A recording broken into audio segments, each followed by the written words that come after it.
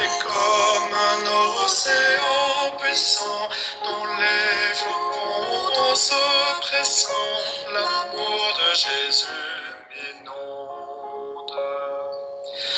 Onde sur onde, comme un flot puissant, ton grand amour coulait m'inonde, comme un océan.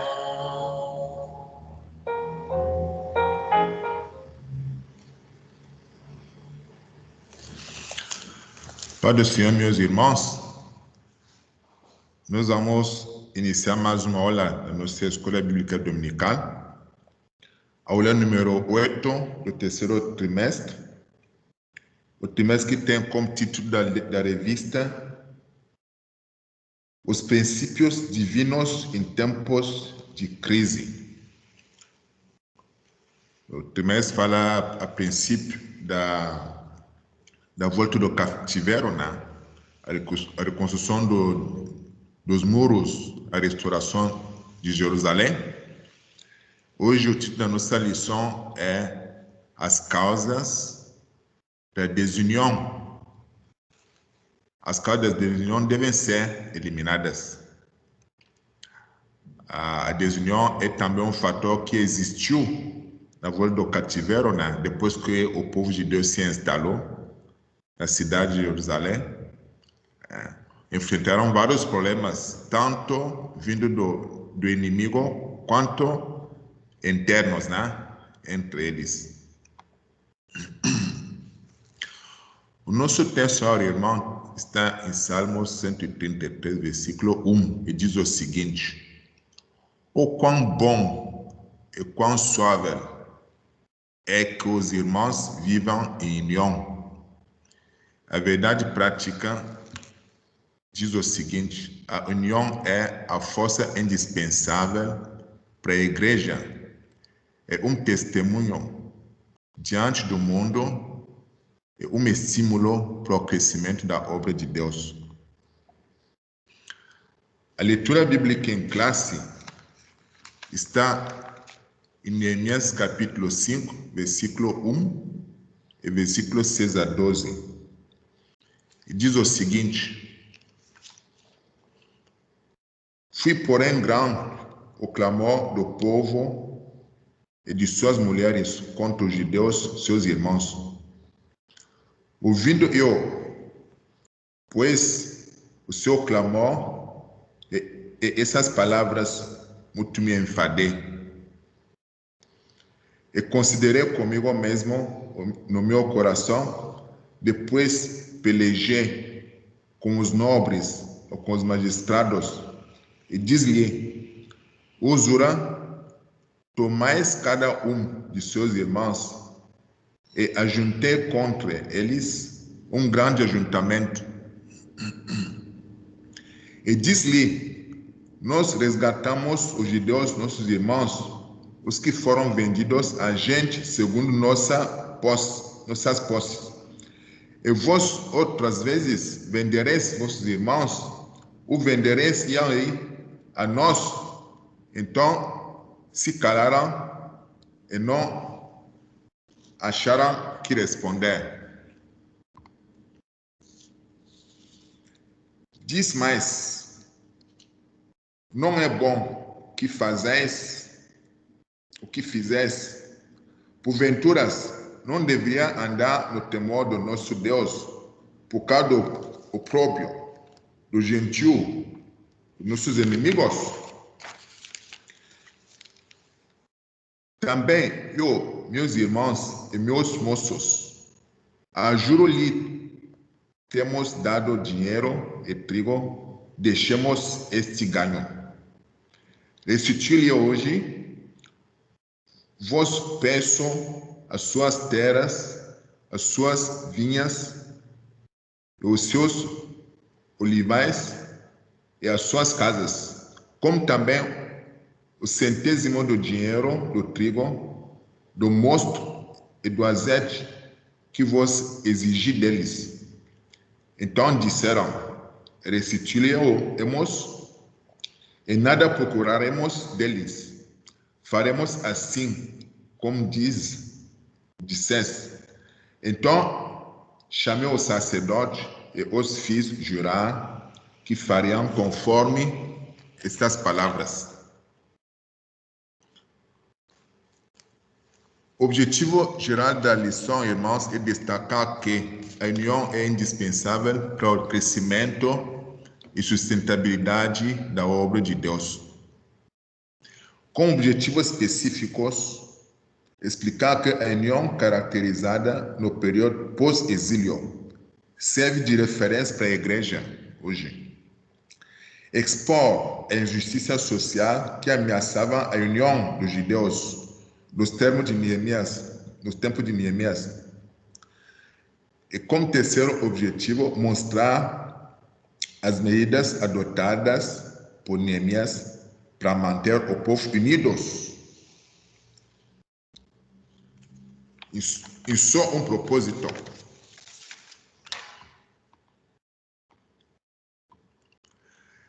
Então, irmão, a união caracterizava os judeus libertos do cativeiro.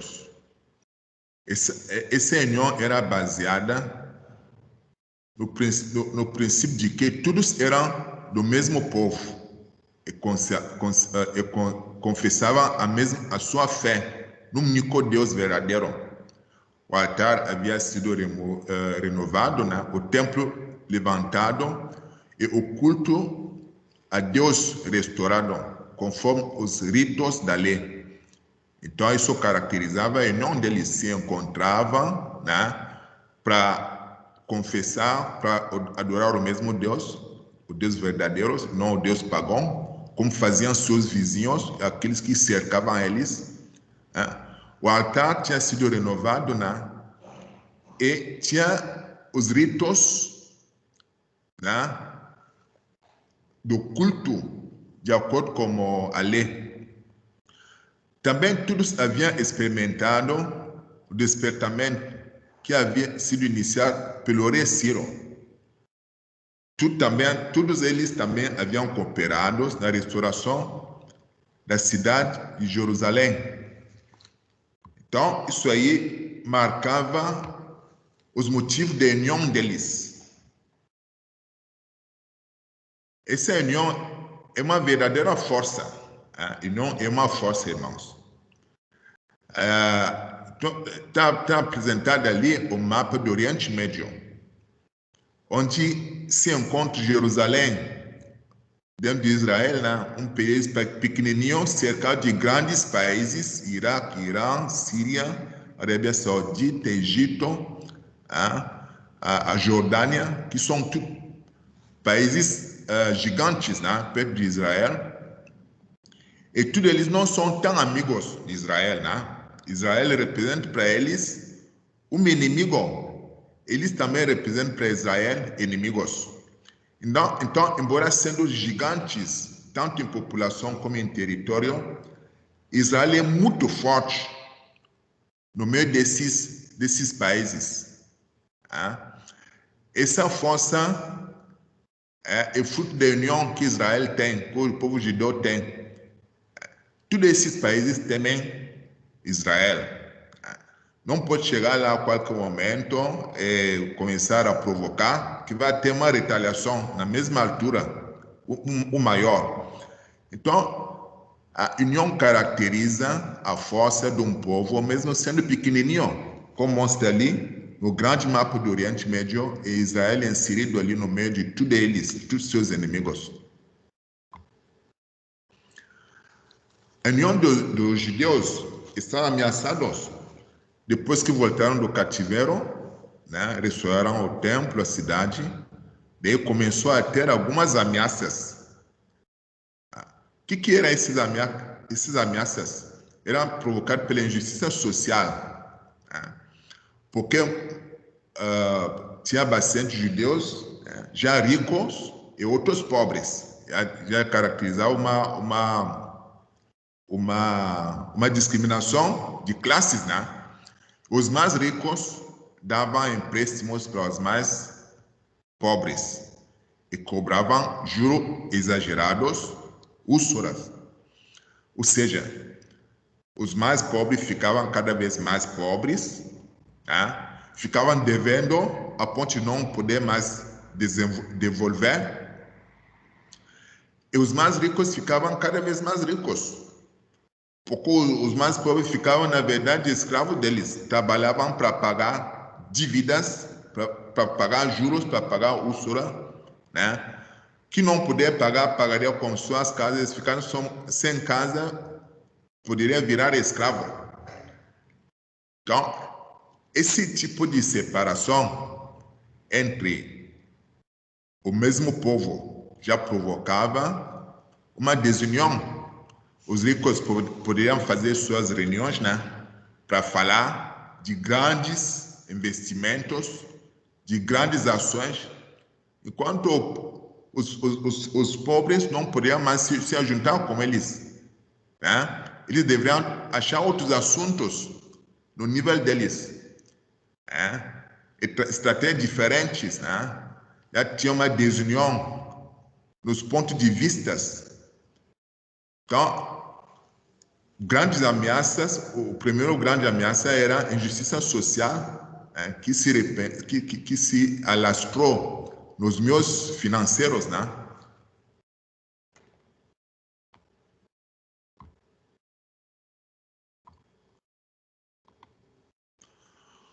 Bom, como que se explica essa grande injustiça? Em primeiro lugar, era uma expressão de falta de amor dos mais ricos para os mais pobres. Desta forma, os mais ricos pecavam contra os seus irmãos mais pobres, não lhe dando devido valor.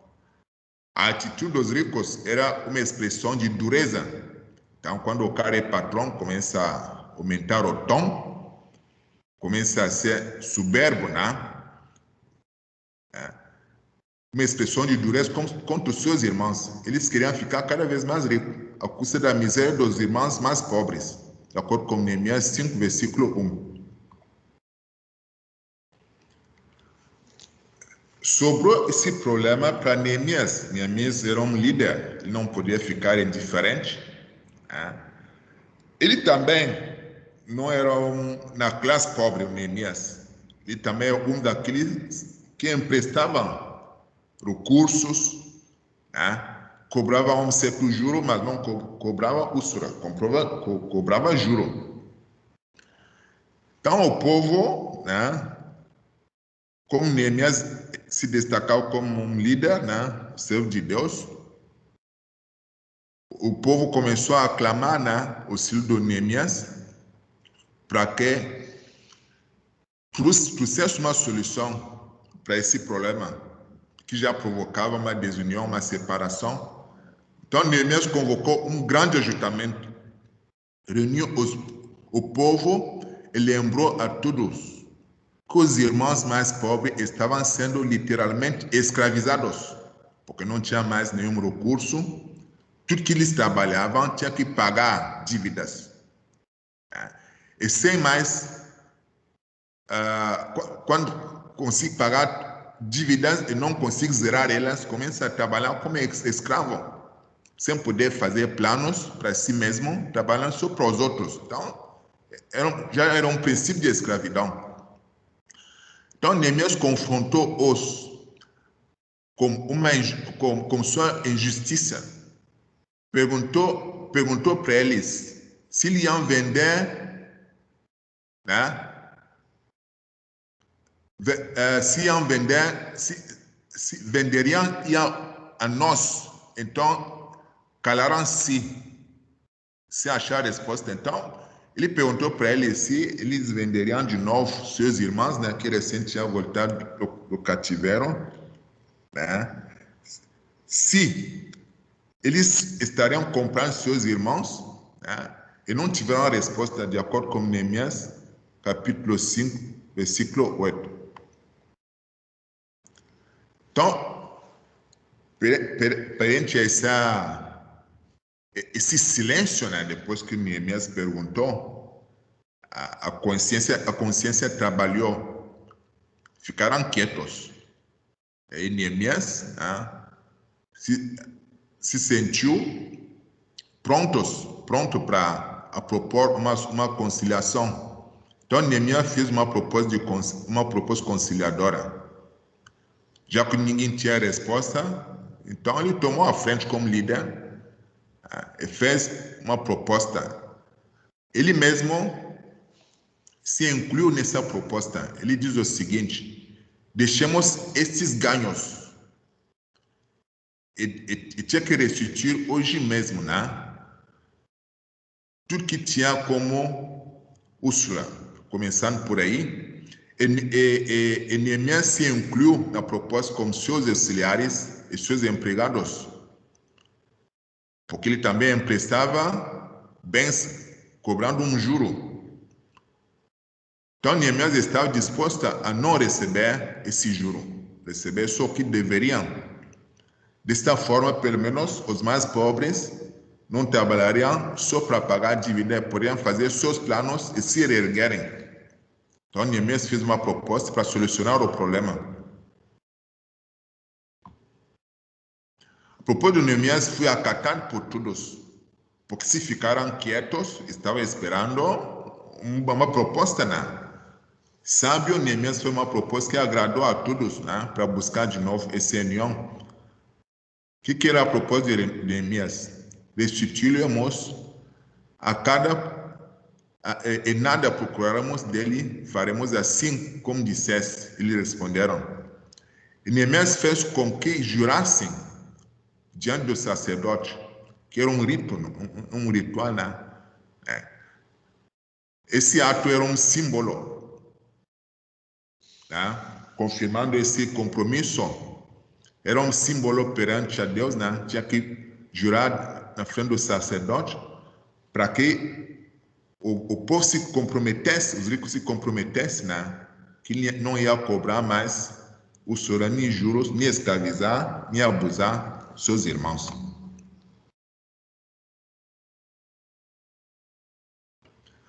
Bom, como isso a propos de Neemias, naturalmente deveria voltar a paz entre os judeus.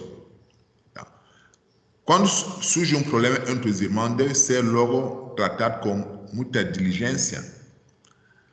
Né? O negócio se alastrou um pouco demais, né? A ponto que ficaram cada vez mais pobres os ricos cada vez mais ricos. Começou a provocar quase uma faísca, né, de separação. Então, se chega nesse momento, é porque houve um atraso na solução. O problema deveria ter sido identificado um pouquinho antes. Então, tem que ser tratado cada problema entre os irmãos, logo e com muita diligência. Então, Neemias foi nesse sentido um exemplo para que os que estão à frente da obra do Senhor também possam ser atentos quando tem problema entre os irmãos, não deixar se alastrar a ponto de separar totalmente esses dois servos de Deus, o corpo de Cristo, para que a solução seja buscada.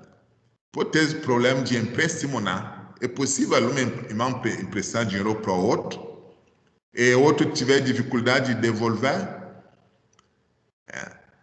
Sendo assim, o outro pode levar do outro lado, né? E gerar uma racha, um rixa, né, entre os irmãos, uma separação entre os irmãos.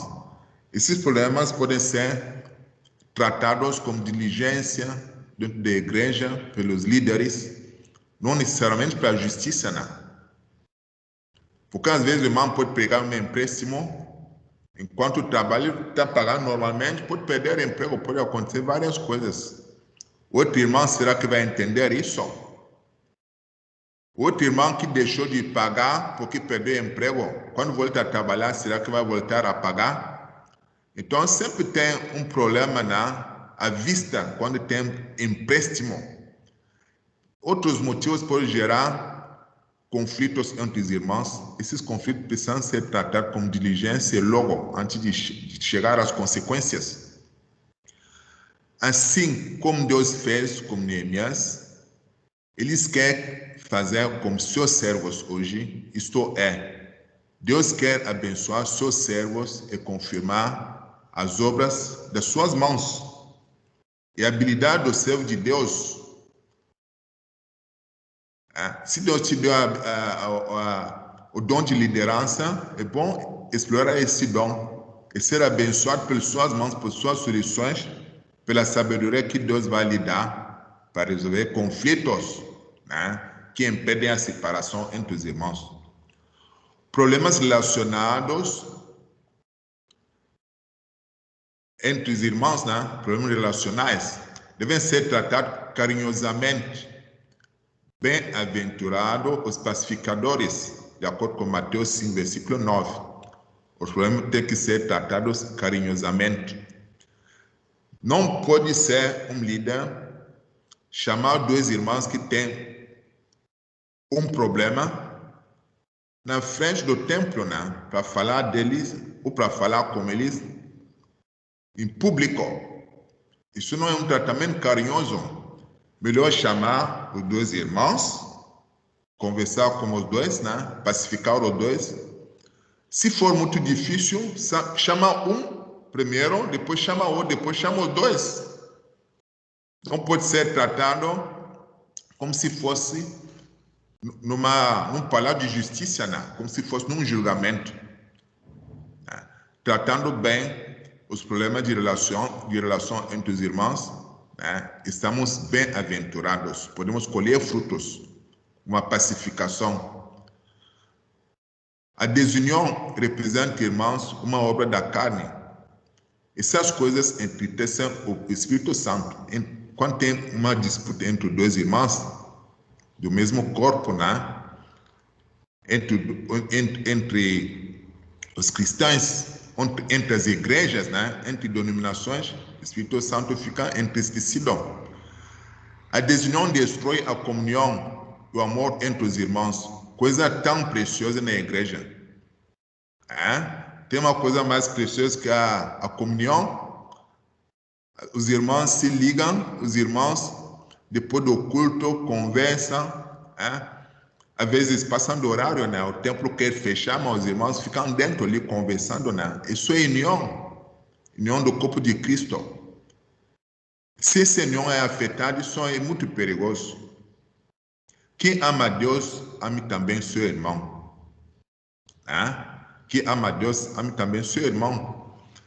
Então, esse amor tem que se caracterizar pela comunhão. Irmãos, então, acabamos de ver agora uma história que ia prejudicar, ou seja, a sequência do voo do cativeiro.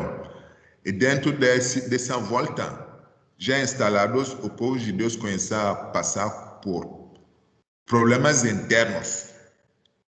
Tinha problema com o inimigo externo, houve oposição para a construção dos muros, houve várias disputas, houve mentiras contadas contra os judeus. Agora tinha problemas internos também, que eram provocados pela desigualdade social, que começou a provocar uma desunião, união que levou eles a construir junto ao templo, a construir o muro, a restaurar toda a cidade.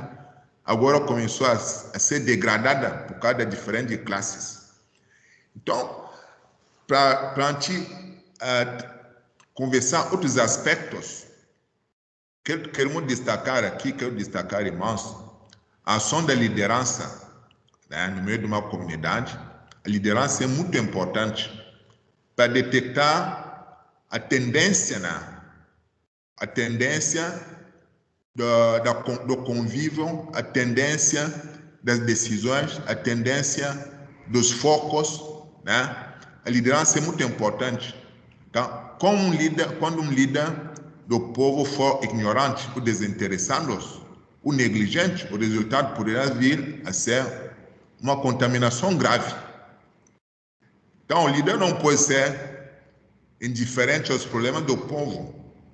Isso é muito comum quando vocês enxergam marchas em alguns países, revoltas, é porque algum líder está adormecido.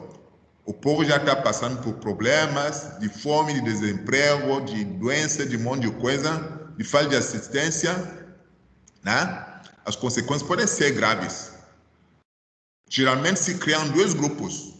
grupo a favor do líder adormecido, o grupo, né, que tá se sentindo lesado. Isso gera um racha, né, e consequentemente uma desunião. Não podemos viver esse tipo de coisa dentro da igreja, uma separação, porque se dois irmãos se separam por um motivo, alguns vão tender a seguir o irmão e outros irmãos também. Isso é desunião.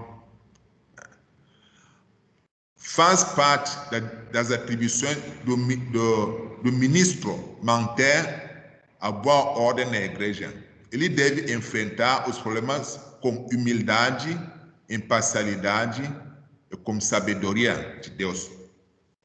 Deus dá sabedoria para os líderes. Deu para o rei Salomão. Você lembra da história da criança? Né? O rei Salomão não ia dividir a criança em dois, mas ele usou as palavras sábias para convencer as duas mulheres. Né? Participei de um julgamento também lá no meu país, na África. Existem ainda chefes tradicionais, né? Chefes tradicionais que têm mais poder que a própria justiça. E nos chefes tradicionais que se levam os problemas entre as tribos, entre as famílias, entre dois irmãos da mesma tribo.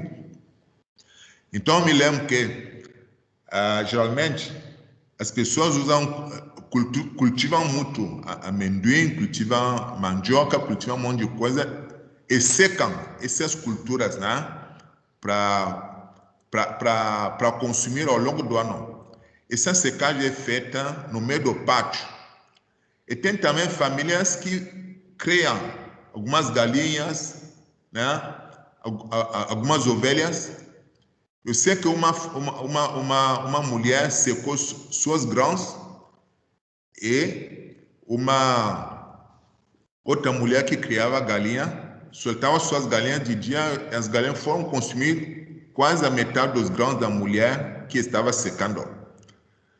Bom, a mulher levou então esse problema lá para o líder, né, para o chefe tradicional. O que o chefe tradicional deu como sentença? Diz assim, onde você secou os grãos, não é só tua propriedade, porque o sol é propriedade do universo, de todo mundo. Portanto, não é tua área ali. O sol é de todo mundo. Bom, e também diz para a mulher, tua galinha não deveria ficar solta, né? Deveria ficar confinada no seu espaço. Então, vocês dois têm culpa. Como sentença, você vai pegar o que sobrou de grãos, põe num saco, e tu pega tuas galinhas, levam tudo, trazem tudo aqui para mim, eu vou consumir isso. Vocês dois vão ficar sem nada. Bom, depois ficaram se olhando, as duas mulheres resolveram negociar entre elas uma solução amigável. Daí o líder perguntou, caso discordam com minha sentença, vão conversar depois, voltam a falar comigo. Depois, as duas mulheres saíram, foram discutir, voltaram a falar como líder, né? Como chefe tradicional, disseram para ele, a gente já se entendeu. Então, o Senhor dá sabedoria para os líderes. Se o Senhor coloca um ministro, né, na frente de uma igreja, como certeza ele tem um propósito. Ele que resolveria os problemas de desunião entre os irmãos. Irmãos, quero também destacar a questão da família. A família também são focos de desuniões. Uma desunião que começa dentro da família e se estende dentro da igreja, se estende dentro da sociedade. São coisas que têm que ser combatidas. Existe briga entre casais, onde as crianças ficam afetadas, ficam revoltadas. Existe também um conflito nas famílias, né, que gera uma desunião, um conflito de gerações. Às vezes o mais novo não cuida mais dos mais velhos, às vezes os mais velhos, os pais não cuidam dos filhos. Já vimos uma outra, olha, né, acho que o trimestre passado, esse trimestre mesmo da irmã Cleusa, né? Que já falou dos deveres do homem e da mulher, né? Mas aqui eu quero trazer só os deveres que nós temos perante os mais idosos, porque isso aí também gera uma desunião. Quando a pessoa fica idosa, mais necessitada, às vezes é abandonada, né, para os mais novos. Se 20 anos atrás tinha união, agora tem desunião porque um fica um pouco mais dependente. Né? Deus não tolera isso. A palavra de Deus diz em Êxodo capítulo 20, versículo 12, para honrar seus pais e suas mães, dependendo da sua idade. Né? E 1 Timóteo diz também que temos que cuidar os idosos. Então, o que a gente espera na família? Na nossa família, nós queremos crer no Senhor para sermos salvos todos, de acordo com Atos capítulo 16, versículo 31. Então, a união começa dentro da família e se estende dentro da igreja. Nas corporações também, onde a gente deveria ser o sal da terra, a gente começa a comprar as brigas, né? Começa a criar ambiente hostil. Né? Então, nas corporações também se estende a desunião, às vezes provocada pelos crentes. Temos que ficar atentos. Mateus 3, versículo 16, lhe dá bem a dose de o sal da terra que temos que ser. Temos que ser sal, mas na dose correta, né? A quantidade agradável. Então, a igreja tem desafios muito grandes. Né? Temos ali duas igrejas com perfil diferente. Uma é mais bonitinha, a outra está um pouco mais modesta. Né? São coisas que chamam a atenção. Aqui, até em Porto Alegre se encontra igrejas com um nível muito melhor e outros um nível muito mais modesto. Né? Uma igreja, às vezes, que não tem muita assistência, outras que estão um pouquinho melhor. Né? São coisas que temos que ficar atentos para evitar uma separação, né, de níveis. A nível B, nível C. Não pode ter isso na igreja. A igreja tem que se preocupar com o mesmo nível, né?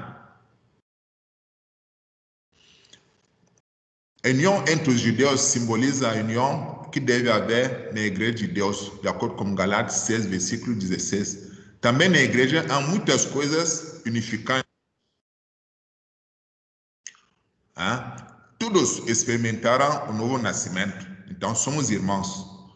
Todos que nasceram de novo amam uns que são nascidos por ele, Jesus Cristo. Todos na igreja são aproximados uns aos outros. Isso é comprovado, né, irmãos? Nós temos que sustentar isso conforme nosso objetivo. Cristo derrubou o muro da separação que havia entre gentios e judeus, tornando-os uma verdadeira família de Deus. Então, somos uma coisa só. Seu irmão vai lá para a África, vai para a Ásia, vai para a América, vai para o Oriente Médio. Se entrar numa igreja, vai se sentir em casa. Essa união não se baseia em nacionalidade, nível social e cultural. Também irmãos que estão mais bem colocados na sociedade, nunca vi eles discriminando os irmãos que são mais necessitados. Graças à igreja, né? Então, essa união entre o corpo de Cristo precisa ser conservada. Algumas bênçãos decorrentes da união, os crentes sentem-se apoiados espiritualmente nas suas vidas. Quão bom e quão suave é os irmãos que vivem em união, de acordo com os salmos, né, irmãos? Na igreja levamos as cargas uns aos outros. Tem cargas que nós podemos carregar sozinhos, tem outras que nós não podemos suportar sozinhos, e tem cargas também que nós podemos ajudar o outro a carregar. A união nos faz forte. uma ovelha sozinha facilmente é arrebatada, né, por um leão, por um lobo. Mas quando andam juntos, isso é difícil acontecer. A união nos torna forte. Podemos dizer, irmãos, que a igreja é muito forte, o corpo de Cristo é forte, porque Deus não permite, né, que o corpo dele seja enfraquecido. No mundo tem mais de 4 bilhões de habitantes, né? Dentro desses 4 bilhões, mais de 4 bilhões, só 1 bilhão é crente, né? Essa parcela pequenininha é sempre mais forte. Então, para concluir, irmão, a união também não é a única coisa, também é o segredo da vitória da igreja. Jesus Cristo disse: eu dei-lhe a glória que a mim me desse, para que sejam de acordo com João 17, versículo 22. Sejamos, pois, assim como o Pai, o Filho e o Espírito Santo são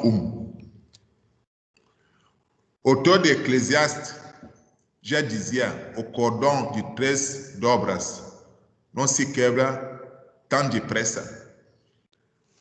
Meu avô sempre dizia isso também para meus pais, meu pai, para serem unidos,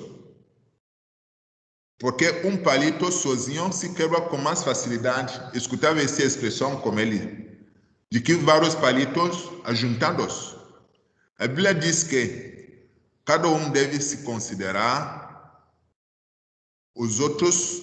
cada um deve considerar os outros superior a si mesmo, de acordo com Filipenses 3, capítulo 2, versículo 3. Vou ler essa passagem aqui. Essa passagem diz o seguinte: nada façais por contenda ou por vanglória, mas por humildade, cada um considere os outros superiores a si mesmo. De acordo com Filipenses 2, versículo 3.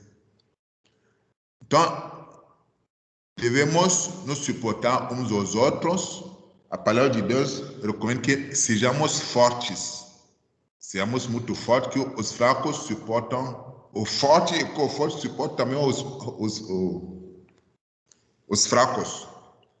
Então, irmãos, nós vamos finalizar com oração, para encerrar nossa aula. Senhor nosso Pai, te agradecemos por tu permitir que possamos terminar essa lição.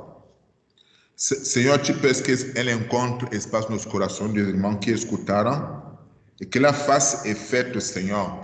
Que a ti buscas manter união entre os irmãos, união entre as igrejas, que cada um possa interceder pela necessidade do outro. Senhor, te peço também de preservar teus irmãos, teus filhos, Senhor, perante todos os problemas que estamos passando, da crise de confinamento. Isso tem trazido vários problemas em vários lares, nas igrejas. Às vezes, igrejas começam a se dividirem, os irmãos se afastam por qualquer motivo. Senhor, te peço de manter a comunhão entre nós, mesmo sendo distantes fisicamente, mas que o Espírito Santo, Senhor, nos mantenha em comunhão. Seja louvado em nome de Jesus. Amém.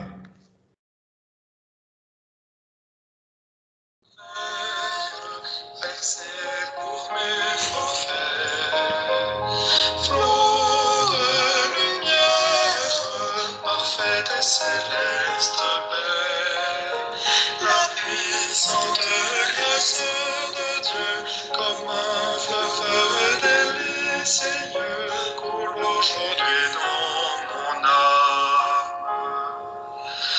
Onde sur